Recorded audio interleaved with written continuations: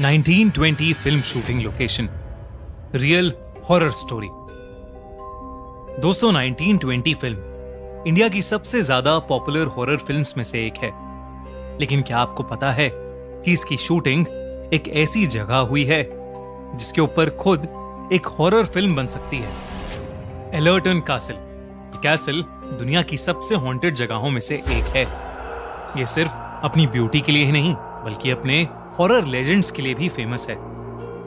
लेकिन इसके बावजूद इस कासल में आज भी कई वीआईपी पार्टीज और गेट टुगेदर्स होते हैं। इसी के चलते विलियम्स फैमिली ने भी डिसाइड किया था कि वो अपनी छोटी बेटी कैरन की बर्थडे पार्टी एलर्टन कासल में ही थ्रो करेंगे। विलियम्स फैमिली कई सालों से लंदन में रह रही थी और उनकी छोटी बेटी कैरन 10 साल की होने वाली थी। कैरन का एक बड़ा भाई भी था जिसका नाम हैरी था। हैरी अपने घर में किसी से भी ज्यादा बात नहीं करता था। सबको लगता था कि शायद टीनेजर होने की वजह से वो शांत रहता है, मगर कैरन को हमेशा ही लगता था कि हैरी बहुत परेशान रहता है। हैरी ने अपने पेरेंट्स को एलर्टन कासल आने से कई बार मना किया था, मगर उन्होंने उसकी बात नहीं सुनी और कासल को 5 दिन के लिए बुक कर लिया। 5वें दिन कैरन की बर्थडे पार्टी थी। विलियम्स फैमिली जैसे ही एलर्टन कासल पहुंचे, हैरी के हाव भाव और ज्यादा बदल गए। ये बात कैरन ने नोटिस कर ली और उसने अपने भाई से पूछने की कोशिश की कि आखिर बात क्या थी, मगर वो कुछ नहीं बोला। उन्हें वहां पहुंचते पहुंचते रात हो गई थी और इसी वजह से विलियम्स फैमिली खाना खा के सोने चली गई। अपने रूम तक जाते हुए कैरन को स्टेयरकेस पर एक बच्चा दिखा जिसकी उम्र लगभग उसके जितनी ही थी। कैरन ने हाथ हिलाकर उस बच्चे को वेव किया, मगर वो बच्चा सीढ़ियों से ऊपर भाग गया। कैरन भी उसके पीछे पीछे जाने लगी और उसने देखा कि वो बच्चा उसके भाई हैरी के रूम में घुस रहा था। कैरन रूम के अंदर जा पाती उससे पहले ही उसने देखा कि हैरी दौड़ता हुआ अपने रूम से बाहर आया। उसके चेहरे पर एक अजीब सा खौफ था और उसका डर के मारे पसीना बह रहा था। हैरी ने कैरन का हाथ पकड़ा और उसे उसके रूम में ले गया। कैरन को अपने भाई के हाव भाव बिल्कुल समझ नहीं आ रहे थे, तो उसने हैरी से उस बच्चे के बारे में पूछा। हैरी ये सुनकर चौंक गया और उसने कैरन को उस बच्चे से दूर रहने को कहा। इसके बाद वो दोनों अपने अपने रूम में सो गए। सोते हुए कैरन को ऐसा लगा कि जैसे उसके सर पर किसी ने हाथ रखा था और धीरे धीरे वो हाथ उसके गले तक जा रहा था और अचानक ही उसे चोक करने लगा था। कैरन ने जैसे ही आंख खोली उसके होश उड़ गए। हैरी उसके ऊपर बैठा उसका गला दबा रहा था। कैरन डर के मारे चिल्लाने लगी और तभी उसके पेरेंट्स भागते हुए रूम में आ गए। कैरन ने अपने पेरेंट्स को बताया कि कैसे हैरी उसे मारने की कोशिश कर रहा था। उसके पेरेंट्स ये सुनकर घबरा उठे। हैरी ने कभी भी ऐसा कुछ नहीं किया था। हैरी अचानक ही रोने लगा और कहने लगा कि जब उसने देखा तो कैरन की जगह कोई डरावना सा इंसान बेड पर सोया हुआ था और इसलिए हैरी ने उस पर हमला किया था। उसके पेरेंट्स को लगा कि शायद हैरी को किसी तरीके का भ्रम हुआ होगा, इसलिए उस रात उन्होंने हैरी को अपने रूम में ही सुला लिया। उस रात के बाद ज्यादातर हैरी अपने रूम में ही रहता था और वो अपने रूम की खिड़की से गार्डन में खेल रही कैरन को देखता रहता था। कैरन की बर्थडे पार्टी से 2 दिन पहले उसके मॉम डैड एलर्टन कासल से दूर किसी काम से गए थे। कैरन को कासल में अक्सर वो बच्चा नजर आया करता था जिसे उसने पहले दिन देखा था। उसी रात कैरन अपने रूम में बैठी अपनी बर्थडे ड्रेस को पहनकर देख रही थी कि तभी उसने शीशे में देखा कि वही बच्चा उसके रूम में झांक रहा है। कैरन जैसे ही मुड़ी तो वो बच्चा अब वहां नहीं था।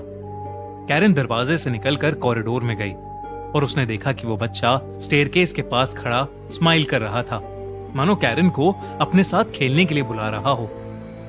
कैरन भी उसकी तरफ बढ़ने लगी, मगर तभी अचानक कुछ ऐसा हुआ कि कैरन के पैरों तले जमीन खिसक गई। कॉरिडोर के अंधेरे से एक बहुत ही डरावना आदमी हाथ में हथौड़ा लिया आया और उसने वो हथौड़ा सीधा उस बच्चे के सर पर मार दिया। वो बच्चा उस वार की वजह से सीढ़ियों से नीचे गिर गया और नीचे गिरते ही गायब हो गया। कैरन ये देखकर बहुत जोर से चिल्ला पड़ी। उस आदमी की नजर कैरन की ओर गई और वो उसकी तरफ आने लगा। तभी हैरी वहां आ गया और उसने अपनी बहन कैरन को धक्का दिया और खुद उस आदमी के सामने आ गया। वो आदमी हैरी के आर पार हो गया, पर ऐसा होते ही वो आदमी भी वहां से गायब हो गया। मगर हैरी बुरी तरह कांपने लगा। उसकी आंखें सफेद हो गईं और उसके मुंह से झाग निकलने लगे। हैरी वहीं नीचे गिर गया और उसकी बॉडी अकड़ने लगी। वो बहुत ही ज्यादा भयानक लग रहा था। देखते ही देखते हैरी बिल्कुल शांत हो गया। उसकी मौत हो चुकी थी। ये देखकर कैरन सर से लेकर पांव तक खौफ में थी। कुछ देर तो वो वहीं जमी खड़ी रही, मगर फिर हिम्मत करके वो हैरी के रूम में गई और हैरी के फोन से उसने अपने पेरेंट्स को कॉल किया। जब मिस्टर और मिसेस विलियम्स घर पहुंचे तो कैरन हैरी के रूम में बेहोश पड़ी थी। जब वो होश में आई तब उसे कुछ भी याद नहीं था। पूरी विलियम्स फैमिली इस इंसिडेंट से हिल चुकी थी। उन्होंने जब हैरी का सामान छाना तो उन्हें उसकी एक डायरी मिली, जिसमें उसने लिखा था कि उसे मरे हुए लोग नजर आते थे। हैरी ने बचपन में भी ये सब अपनी मॉम को बताने की कोशिश की थी, पर उन्होंने कभी उसका विश्वास नहीं किया और हैरी का मजाक समझकर उसे इग्नोर कर दिया।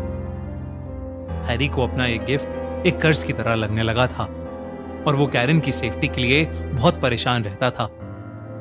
एलर्टन कासिल में आते ही हैरी को वहां रह रही आत्माएं दिखने लगी थीं और वो ये जानकर और परेशान हो गया था कि कैरन को भी उस बच्चे की आत्मा नजर आने लगी थी। उस बच्चे के अलावा वहां एक और ईविल आत्मा भी थी जो कैरन को हार्म करना चाहती थी और उसी आत्मा से कैरन को बचाते बचाते हैरी ने अपनी जान दे दी। आसपास पूछने पर पता चला कि हैरी सच कह रहा था। इस कैसल की कहानियों पर माने तो वहां 3 आत्माएं रहती थीं। कभी किसी को एक औरत का भूत दिखता था जिससे लोग कैसल की मालकिन कहते थे, तो कभी एक छोटे बच्चे का, और साथ ही वहां एक बहुत ही इविल स्पिरिट का भूत भी था। वो लोग कहते हैं कि वो इविल स्पिरिट एक कारपेंटर की है जो उस कैसल में काम करता था। उस कारपेंटर की कैसल के मालिक से लड़ाई हो गई थी और इसलिए उस कैसल के मालिक ने बड़ी बेरहमी से उसे मार डाला था। उस दिन के बाद से पूरी विलियम्स फैमिली कभी कैरन का बर्थडे दोबारा नहीं मना पाई, क्योंकि उसका जन्मदिन अब उन्हें एक बेहद खौफनाक हादसे की याद दिलाता था।